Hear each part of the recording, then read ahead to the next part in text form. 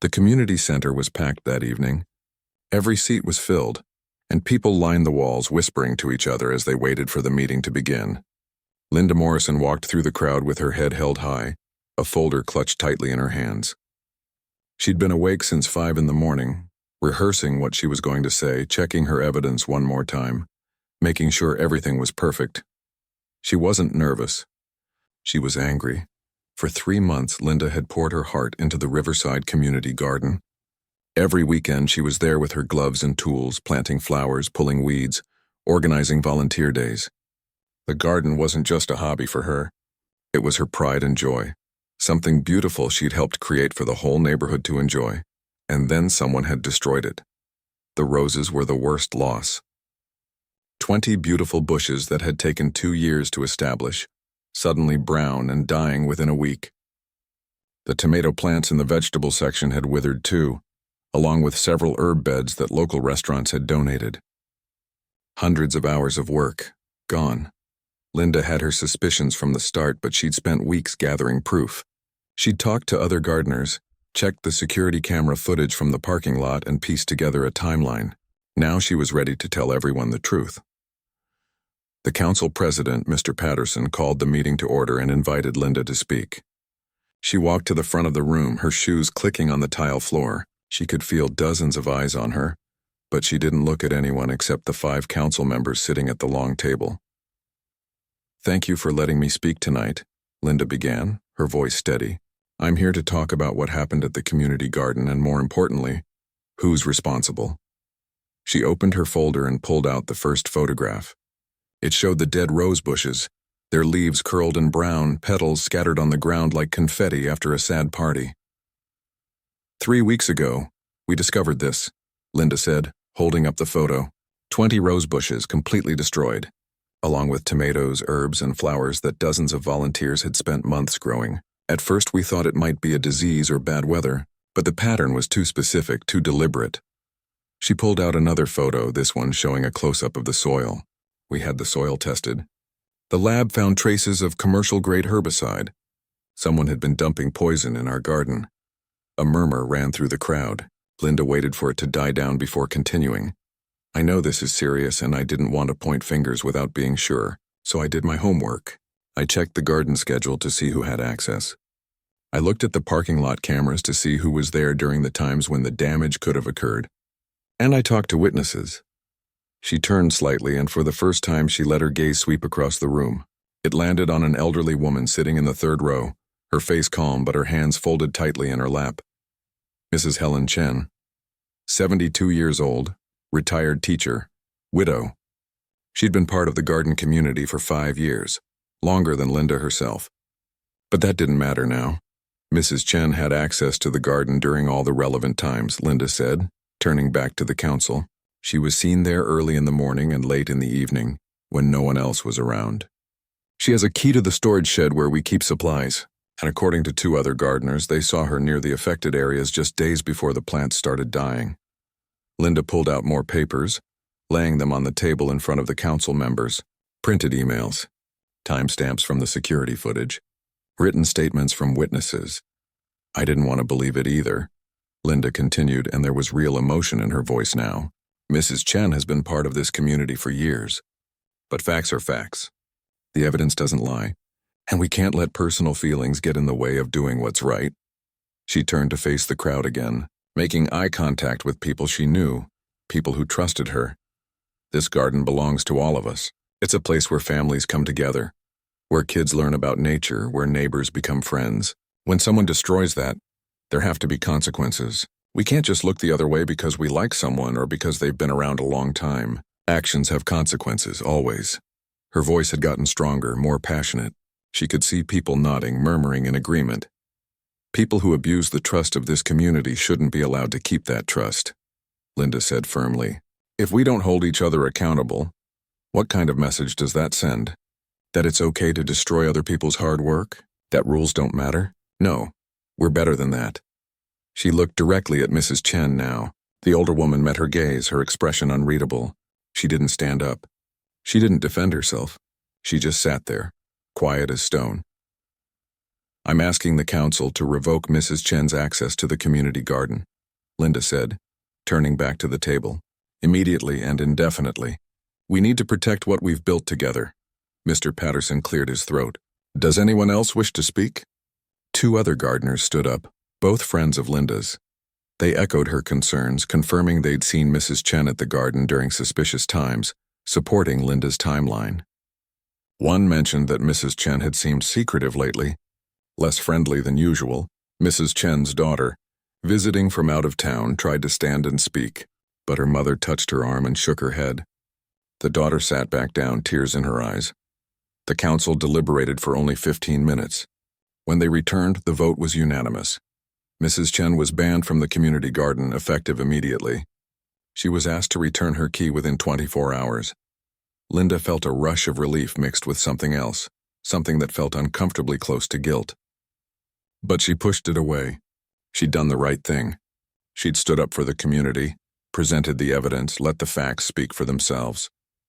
As people filed out of the meeting, several came up to shake Linda's hand, thanking her for her courage. She accepted their praise with a humble smile, repeating the same phrases. I just did what needed to be done. We all have to be accountable. Truth matters. Across the room, Mrs. Chen gathered her things slowly, her daughter's arm around her shoulders. They left through the side door, and Linda noticed that the older woman looked smaller somehow, more fragile than she had an hour ago. But that wasn't Linda's concern anymore. She'd done her duty. Justice had been served. The garden would be safe now. She had no idea how wrong she was. The morning after the council meeting, Linda woke up feeling lighter than she had in weeks. She made coffee, checked her phone, and smiled when she saw the messages flooding in. Friends from the garden, neighbors she barely knew, even people from the next town over had heard about what happened. You did the right thing, one message read. Thank you for standing up for our community, said another. We need more people like you who aren't afraid to speak the truth. Linda screenshot a few of the nicest messages and posted them on her social media with a simple caption. Sometimes doing the right thing isn't easy, but it's always necessary. Grateful for this community. The post got more likes in an hour than anything she'd ever shared before. By the end of the week, the local newspaper wanted to interview her.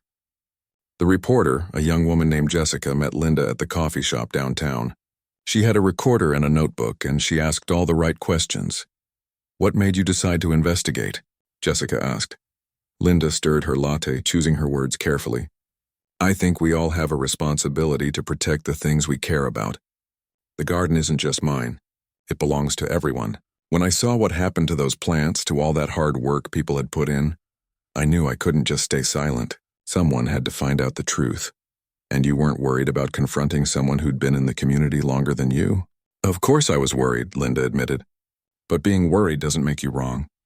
The evidence was clear. I couldn't let fear or personal feelings get in the way of what needed to be done. Accountability matters. If we can't hold each other accountable, what kind of community are we? The article came out 3 days later, right on the front page of the local section. There was a photo of Linda standing in the garden, holding a watering can, sunlight making her look almost heroic. The headline read, Local Woman's Investigation Saves Community Garden. Linda bought 5 copies of the paper. She kept one for herself and gave the others to family members. Her sister hung it on her refrigerator like it was a diploma. The story didn't stop there.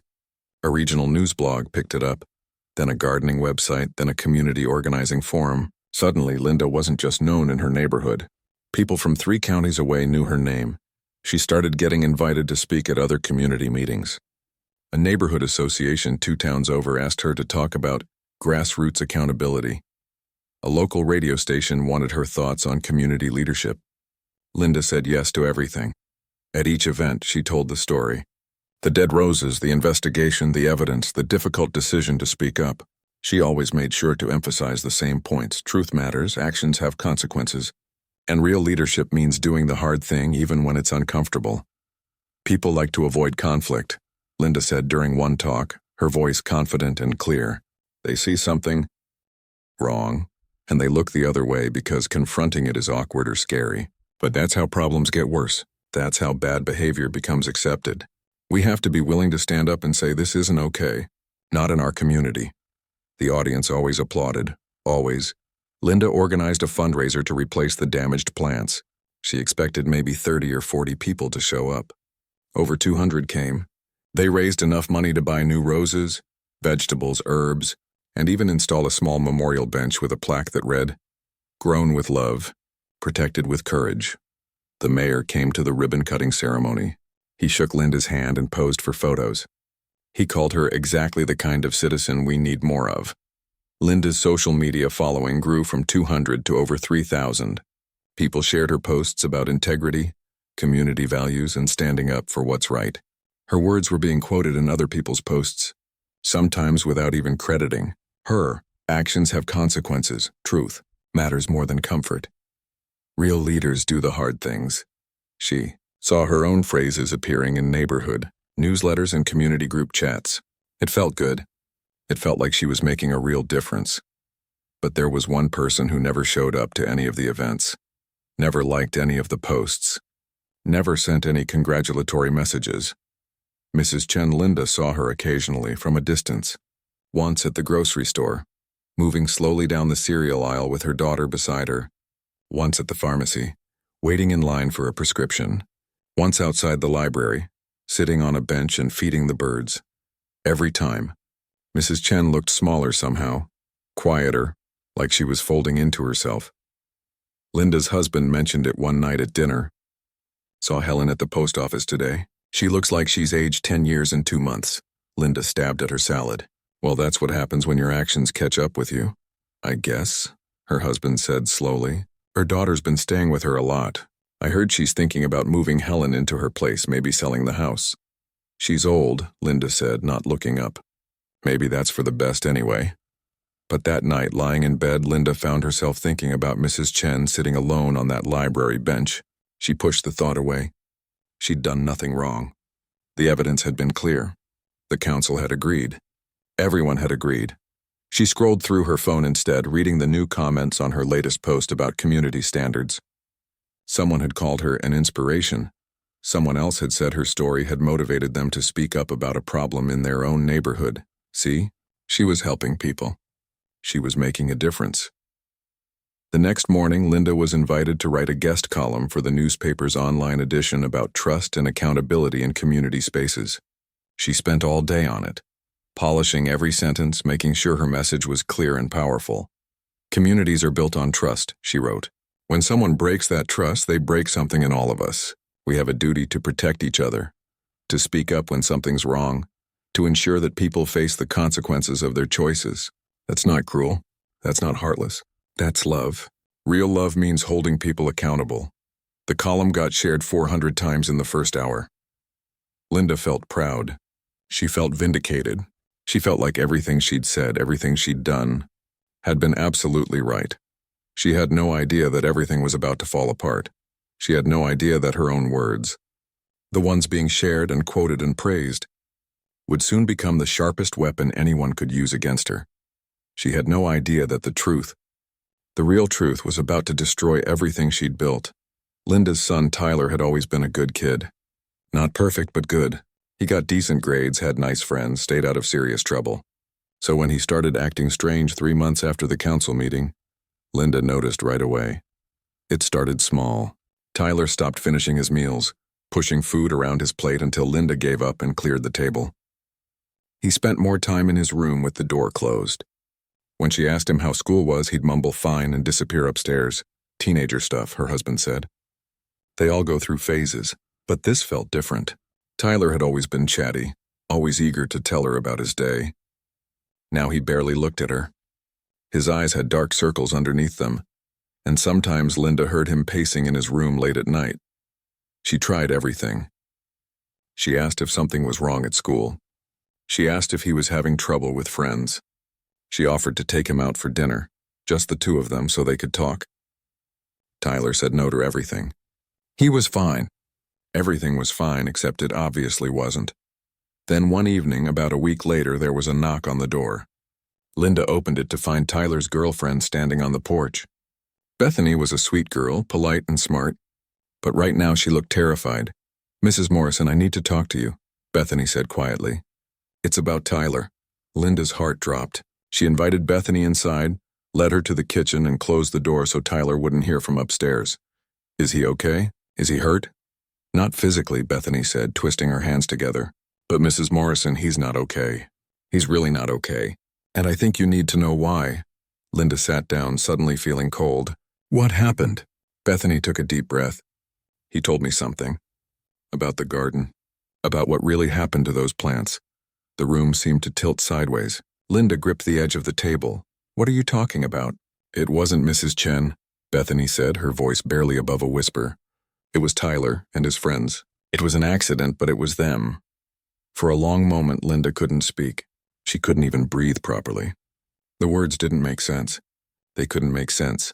That's impossible, she finally said. I saw the evidence. I did the investigation. Mrs. Chen was there. She had access. The timeline matched. Tyler was there too, Bethany interrupted gently.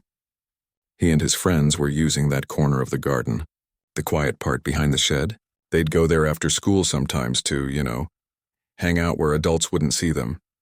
Linda felt sick. She knew exactly what hang out meant. One night in April, Bethany continued, they were there and Tyler knocked over a container. He thought it was water from the rain barrel. He tried to clean it up, tried to wash it away, but that just made it spread more. When the plants started dying a few days later, he realized what he'd done. The herbicide, Linda whispered. From your garage, Bethany said, and she looked like she might cry. He'd seen you use it on the driveway weeds. He didn't know it was still in the garden shed. When he knocked it over, he panicked and just tried to fix it. He didn't know it would kill everything. Linda's mind was racing, trying to rewrite everything she thought she knew. Why didn't he tell me? Why didn't he say something? He wanted to, Bethany said. He almost did so many times. But then you started investigating. And then you found all that evidence against Mrs. Chen. And then there was the council meeting, and the newspaper article, and the speeches, and everything just got bigger and bigger. He didn't know how to stop it. So he just let me blame an innocent woman. He was scared, Bethany said, tears in her eyes now. He's 17, Mrs. Morrison. He made a terrible mistake, and then he didn't know how to fix it. And the longer it went on, the harder it got to tell the truth, especially after everything you said about accountability and consequences and people facing what they've done. Those words hit Linda like a punch to the stomach. Her own words. The ones she'd been so proud of. The ones that had been shared and quoted and praised. Actions have consequences. Truth matters more than comfort. People who break trust should face justice. She'd said all of that while her own son sat in his room drowning in guilt, too terrified to confess because of what his mother had become. Where is he now? Linda asked, her voice shaking. Upstairs. He doesn't know I'm here. He made me promise not to tell you, but Mrs. Morrison, he's falling apart. He's not eating, he's not sleeping. Last week he told me he wished he'd never been born. That scared me. That really scared me. So I had to tell you, promise or no promise. Linda stood up so fast her chair nearly fell over. She walked to the stairs and climbed them slowly, each step feeling like it took a year. She knocked on Tyler's door. Go away, Mom, she opened it anyway. Tyler was lying on his bed, staring at the ceiling. When he saw her face, he knew. He just knew. Bethany told you, he said. It wasn't a question. Yes, Tyler sat up and Linda saw that her son had been crying. Maybe for a while. His eyes were red and swollen, his face blotchy. I'm sorry, he said, and his voice cracked. Mom, I'm so sorry. I tried to tell you so many times, but every time I tried, you were talking about the garden or showing me another article or telling me about another speech. And I just couldn't. Linda sat down on the edge of his bed. She felt numb. Tell me everything. From the beginning, so he did. He told her about sneaking into the garden with his friends, about knocking over the container in the dark, about trying to rinse it away with the hose, not realizing he was making it worse, about watching in horror as the plants died, about wanting to confess but being too afraid. And then you did all that investigation, Tyler said, wiping his eyes. And you found all this evidence about Mrs. Chen, and everyone believed you because you're you and you had proof. And I thought maybe I was wrong, maybe. It wasn't the stuff I spilled, maybe it really was her. But I knew it wasn't, I knew. And I just let you keep going. Why didn't Mrs. Chen defend herself? Linda asked, though she was asking herself as much as Tyler. Maybe she didn't know how, Tyler said quietly. Or maybe she knew nobody would believe her over you. You had evidence, Mom, you had witnesses. You had everything. What was she supposed to say? Linda thought about Mrs. Chen sitting silently in that council meeting, not fighting back, not arguing, just taking it. She'd thought it was guilt. Now she realized it might have been something else entirely. Dignity. Or maybe just the knowledge that fighting wouldn't change anything. "What did I do?" Linda whispered. "Oh God, what did I do?" Tyler started crying again. "It's my fault. This is all my fault. I should have told you from the start." Linda wanted to comfort him, wanted to tell him it was okay, but she couldn't. Because it wasn't okay. None of this was okay. She'd destroyed an innocent woman's reputation. She'd gotten her banned from a place she loved. She'd stood in front of crowds and talked about truth and accountability while living a lie. And the worst part? She'd done it all so confidently. So certain she was right. Linda didn't sleep that night. She lay in bed staring at the ceiling, listening to her husband's steady breathing beside her, feeling like her entire world had been turned upside down and shaken until nothing made sense anymore. Every time she closed her eyes, she saw Mrs. Chen's face at that council meeting. Calm, quiet, accepting the judgment without a fight. Linda had thought it was guilt. She'd been so sure. At 3 a.m, she got up and went to her office. She opened her laptop and started going through everything. The photos, the timeline, the witness statements, the security footage. Mrs. Chen had been at the garden during those times. That part was true, but so had Tyler. Linda checked the parking lot camera footage again, and there he was in the background of one shot, walking toward the back area of the garden with 2 friends. She'd looked right past him before, not even seeing him because she'd been so focused on tracking Mrs. Chen's car. The witness statement said Mrs. Chen had been near the affected areas, but the witnesses were casual gardeners who came once a week. They wouldn't have noticed teenage kids sneaking around in the evening after the garden technically closed. Linda had built an entire case on circumstantial evidence and her own certainty. And she'd been wrong. By morning, she knew what she had to do. She just didn't know if she had the courage to do it. Her husband found her at the kitchen table, surrounded by papers and photos, her coffee gone cold. "You okay?" he asked, though clearly she wasn't. "I need to fix this," Linda said. "I need to make this right. How?" "I don't know yet, but I'm starting with Mrs. Chen." An hour later, Linda stood on Mrs. Chen's porch, her hand raised to knock, her heart pounding so hard she thought she might be sick. She'd practiced a speech on the drive over, but now all the words had fled her mind. She knocked, waited, knocked again. The door opened slowly. Mrs. Chen stood there in a cardigan and slippers, looking smaller and more fragile than Linda remembered. Her hair had gotten grayer. Her face had more lines. "Mrs. Chen," Linda began, and then her practiced speech completely fell apart. "I'm so sorry. I'm so sorry. It wasn't you. It was my son. It was Tyler. He knocked over the herbicide by accident, and I blamed you, and I was wrong. I was completely wrong." The words came out in a rush, stumbling over each other. Linda felt tears on her face and didn't bother wiping them away. Mrs. Chen stood silent for a long moment, her expression unreadable. Then she stepped back from the door. "You should come inside," she said quietly. Linda followed her into a small, neat living room. Photos of grandchildren covered the mantel. A book lay open on the couch, reading glasses beside it. This was a person's life, a person Linda had tried to erase from the community. "Sit," Mrs. Chen said, gesturing to a chair. She sat on the couch, folded her hands in her lap, and waited. Linda told her everything. About Tyler's confession, about the knocked-over container, about how the evidence had all been real but the conclusion had been wrong, about how sorry she was, how she should have investigated more thoroughly, how she should have asked questions instead of making assumptions. "I destroyed your reputation," Linda said, her voice breaking. "I stood in front of everyone and made you look like a criminal. I wrote articles about accountability and consequences while ruining an innocent person's life. And I did it all so confidently, like I knew everything when I knew nothing." Mrs. Chen listened without interrupting. When Linda finally ran out of words, the older woman was quiet for a long time. "Why didn't you defend yourself?" Linda finally asked. "At the meeting. You just sat there. You didn't fight back. What would have been the point?" Mrs. Chen said simply. "You had evidence. You had witnesses. You had already decided. And when people have decided something, especially people who think they're doing the right thing, Words don't change their minds. Only time does that. The simplicity of it made Linda feel even worse. Mrs. Chen had known that fighting was useless, so she'd just endured it. Waited it out. Accepted being punished for something she didn't do, because that was easier than fighting a losing battle. "I need to make this right," Linda said. "I need to tell everyone the truth." "I'll call another council meeting. I'll tell them everything. I'll make sure everyone knows you were innocent." "And your son?" Mrs. Chen asked. Linda hesitated. She'd been so focused on clearing Mrs. Chen's name that she hadn't thought through what that would mean for Tyler. He'd made a terrible mistake, and then a worse mistake by staying silent. He deserved consequences, but he was also 17 and drowning in guilt and scared of disappointing her. "Actions have consequences," Mrs. Chen said, and Linda realized she was quoting Linda's own words back at her. "Isn't that what you said?"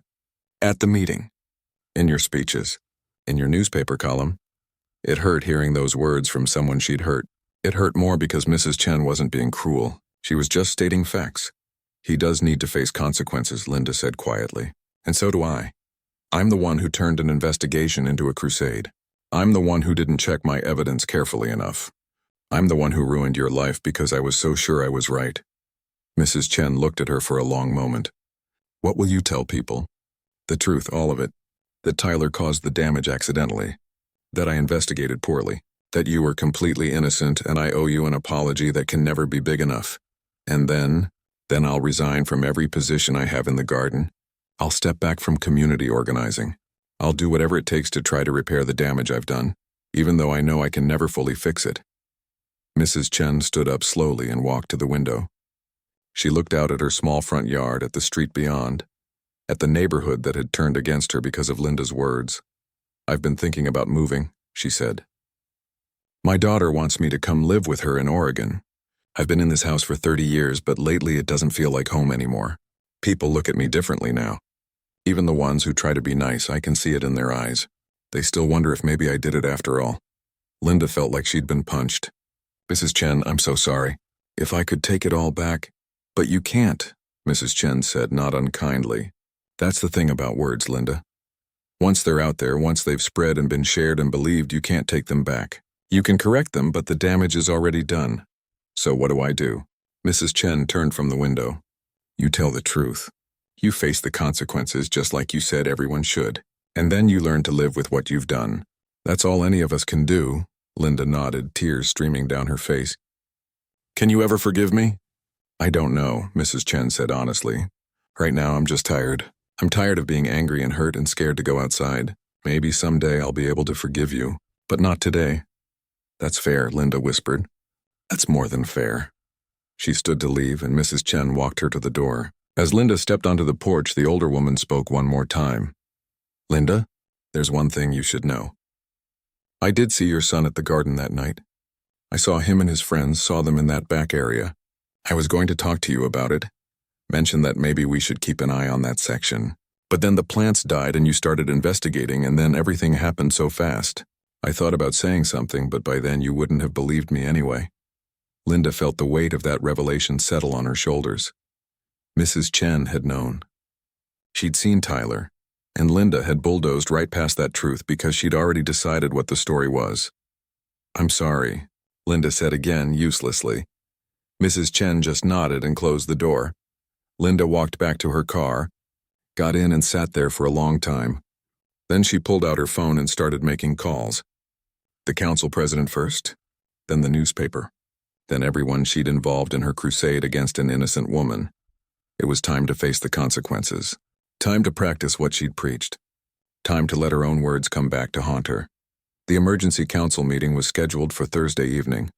Linda spent the days leading up to it writing and rewriting her statement, though she knew no words could really fix what she'd done. Tyler wanted to come with her. "I should be the one to tell them," he said. "This is my fault." "It's both our faults," Linda told him. "You made a mistake and hid it. I made assumptions and didn't look hard enough for the truth. We both have to own that." Her husband offered to come too for support. Linda shook her head. "I need to do this alone. I created this mess by myself. I need to face it the same way." The same community center was packed again, but this time the energy was different. confused, curious.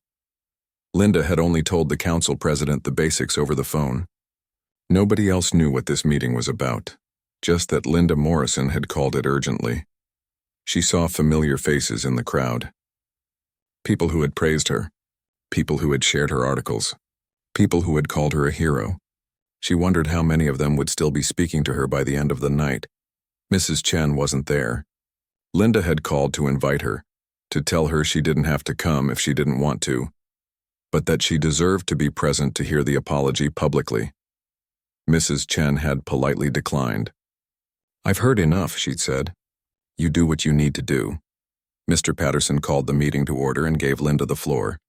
She walked to the front of the room, no folder in her hands this time, no evidence to present, just her and the truth. "Thank you all for coming," she began, her voice shakier than she wanted it to be.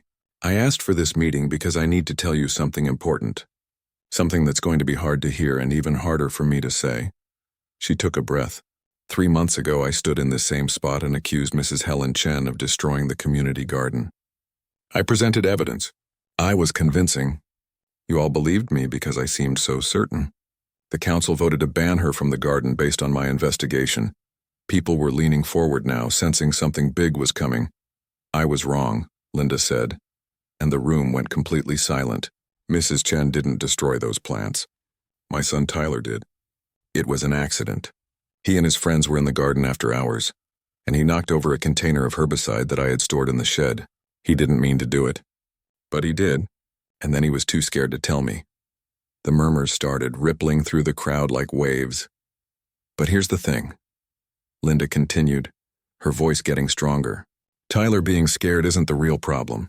The real problem is that I did an investigation that looked thorough but wasn't. I found evidence that Mrs. Chen had been at the garden, which was true. I found witnesses who said she'd been near the damaged areas, which was also true. But I never looked deeper. I never questioned my own assumptions. I never considered that there might be another explanation." She looked out at the crowd, making eye contact with people she knew. "I was so sure I was right that I didn't bother to check if I was actually right. And because of that, I destroyed an innocent woman's reputation. I got her banned from a place she loved. I stood up here and talked about accountability and consequences and truth. And the whole time I was living a lie." Someone in the back started to say something, but Linda held up her hand. "Please, let me finish. Mrs. Chen sat in this room 3 months ago and accepted being called guilty without fighting back. She could have defended herself. She could have argued. But she knew that once people had decided something, especially people who seemed so certain, words wouldn't change their minds. So she just took it. She let herself be punished for something she didn't do." Linda's voice cracked, but she pushed forward. "I've spent the last 3 months being praised for what I did. People called me brave. They called me a leader. They shared my articles and quoted my words about truth and accountability.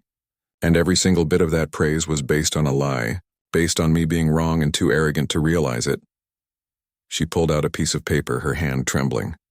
"Effective immediately. I'm resigning from all my positions related to the community garden. I'm stepping down from the organizing committee, the fundraising board, and any speaking engagements I had scheduled. I'm also formally asking this council to reinstate Mrs. Chen's full access to the garden and to issue a public apology on behalf of the community." Mr. Patterson cleared his throat. "Linda, we appreciate you coming forward, but I'm not done," Linda said firmly. "I also think Tyler needs to face appropriate consequences for what he did and for staying silent. I've spoken with him about this. He's going to volunteer for the garden maintenance crew for the next 6 months, doing the hard work of replanting and caring for the areas that were damaged. He's also writing a personal apology to Mrs. Chen. It won't fix anything, but it's a start." She folded the paper and set it on the table. "I came here 3 months ago and talked about how actions have consequences. I was right about that. I just didn't realize my own actions would have the worst consequences of all. I hurt someone who didn't deserve it. I let my confidence become arrogance. I let being right become more important than finding the truth." The room was so quiet you could hear people breathing. "I know some of you won't forgive me for this. That's fair. I know I've lost credibility, lost respect, lost the trust this community had in me. That's fair too. Those are the consequences I have to live with. But what I won't do is run from this. I won't hide or make excuses or try to minimize what I did. Mrs. Chen deserves better than that. You all deserve better than that. Linda stepped back from the podium. That's all I have to say. The council can vote on reinstating Mrs. Chen whenever you're ready. As for me, I'll be in the garden this Saturday morning with gloves and tools, doing the work I should have been focused on all along. She walked back to her seat, legs shaking, heart pounding. The murmurs grew louder. Some people looked angry. Some looked shocked. Some looked disappointed. Nobody looked proud of her anymore. The council voted unanimously to reinstate Mrs. Chen. They also voted to issue a formal apology, to be published in the same newspaper that had run the original story about Linda's heroic investigation. After the meeting, most people avoided Linda. A few came up to her, but their words were careful, distant. The woman who had called her an inspiration 3 months ago walked right past her without making eye contact. Linda drove home in silence. Tyler was waiting in the kitchen. "How did it go?" he asked nervously. "It went how it needed to go," Linda said. "We told the truth. Now we live with it." That Saturday morning, Linda showed up at the garden at 7. The morning was cool and quiet. She put on her gloves, grabbed a shovel, and started working on one of the beds that still needed attention. An hour later, Tyler showed up with his friends. They didn't talk much, just got to work. It felt good to work with her hands, to do something useful instead of talking. Around 9 o'clock, a car pulled into the parking lot. Linda looked up and froze. Mrs. Chen got out, moving slowly, her daughter helping her with a bag of tools. Linda set down her shovel and walked over, not sure what to say. Mrs. Chen looked at her for a long moment. Then she looked at the garden beds, at Tyler working quietly in the corner, at the new plants that were starting to grow. "This section needs more mulch," Mrs. Chen said simply. "The soil dries out too fast." It wasn't forgiveness. Not exactly. But it was something. A start. "You're right," Linda said quietly. "I'll get some." Mrs. Chen moved to a different bed and started working. She didn't work near Linda. She didn't talk to her. But she was there in the garden, reclaiming the space that had been taken from her. Linda worked in silence, pulling weeds, spreading mulch, watering the new plants. The work was hard and hot and her back ached, but she didn't stop. This was her penance. This was her consequence. Months passed. Linda kept showing up every Saturday. She didn't try to take charge or organize anything. She just worked. Tyler came too, keeping his promise. Eventually, his 6 months were up, but he kept coming anyway. He'd learned to love the garden. Or maybe he'd learned that some mistakes require more than 6 months to make right. Mrs. Chen never became friendly with Linda. They worked in the same space. Sometimes said hello, sometimes discussed what needed to be done. It wasn't warmth, but it was civility. It was more than Linda deserved. One autumn morning, almost a year after everything happened, Mrs. Chen walked over to where Linda was planting bulbs. "Here," she said, holding out a small pot. Inside was a cutting from a rose bush, tiny green leaves just starting to grow. "I grew it from the old roses," Mrs. Chen said. "Before they died, I'd saved some cuttings at home just in case. This is the last one that took root. I thought it should go back in the garden." Linda took the pot carefully, like it was made of glass. "Where should we plant it?" "The center bed," Mrs. Chen said. "Where the original roses were." They walked together to the center of the garden. Linda dug a careful hole. Mrs. Chen helped settle the plant in, patting the soil around its roots with practiced hands. It wasn't forgiveness. Maybe it would never be forgiveness. But it was something more important. It was understanding that some things take time to grow back. That words can wound, but actions, patient and consistent, can slowly heal. That being wrong doesn't matter as much as what you do after you realize it. Linda watered the small rose cutting and stepped back. In time it would grow. In time it would bloom. In time, maybe, the damage would be something they'd both learn to live with. And that, Linda finally understood, was what real accountability looked like. Not the confident speeches or the newspaper articles or the praise from strangers, just showing up day after day, doing the work, living with your mistakes and hoping that someday, somehow, something beautiful might grow from all that pain.